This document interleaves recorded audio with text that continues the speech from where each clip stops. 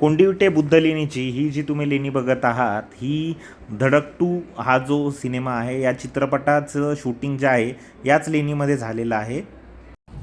इथे जर तुम्ही बघितलं तर हे पिलर जे आहेत अतिशय सूक्ष्म कारागिरीने केलेले आहेत, पण जर तुम्ही नीट बघितलं तर हे नंतर एएसआयने केलेले आहेत। ओरिजिनल जे पिलर होते हे पूर्णपणे झीज झालेली होती, जर तुम्ही त्या बाजूला बघितलं तर पूर्ण पिलर पडलेला आहे। पण चांगली गोष्ट ही की एएसआयने काही ते थोडंफार संवर्धनाचं काम आपल्याला केलेलं बघायला मिळतं आहे।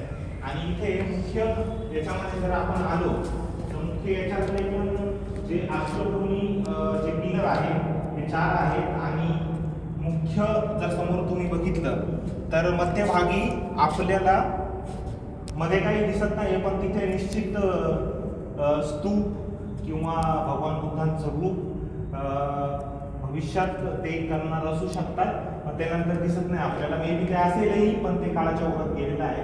आणि जर तुम्ही या बाजूला बघितलं तर या बाजूला 3, या बाजूला 3 आणि सेंटरला 2 असे भिक्खू निवास गृह बघायला मिळतात। आणि यातलं एक भिक्खू निवास गृह जे आहे हे अतिशय वैशिष्ट्यपूर्ण आहे। याच्यावर जे आपण बघितलं तर नक्षीकाम आपल्याला केलेलं बघायला मिळतं आणि आतमध्ये पूर्णपणे अंधार आहे आणि हे या पद्धतीचं भिक्खू निवास गृह आपल्याला बघायला मिळतं। यामध्ये ओटा नाही, पूर्णपणे प्लेन आहे हे भिक्खू निवास गृह। आणि इथे सेंटरला जे 2 आपल्याला बघायला मिळतात तर हे भिक्खू निवास गृह आहे। या पद्धतीत इथे फक्त त्या एका याच्यात आपल्याला ओटा बघायला मिळतो, बाकीच्या याच्यामध्ये ओटा नाही। तर हे इथे एक वैशिष्ट्य आहे आणि अतिशय अलंकृत अगदी जे चौकोन आहेत ते अतिशय बारकाईने जे चटईचा पॅटर्न असतो त्या पद्धतीचं हे बघायला आपल्याला मिळतं। कुठेही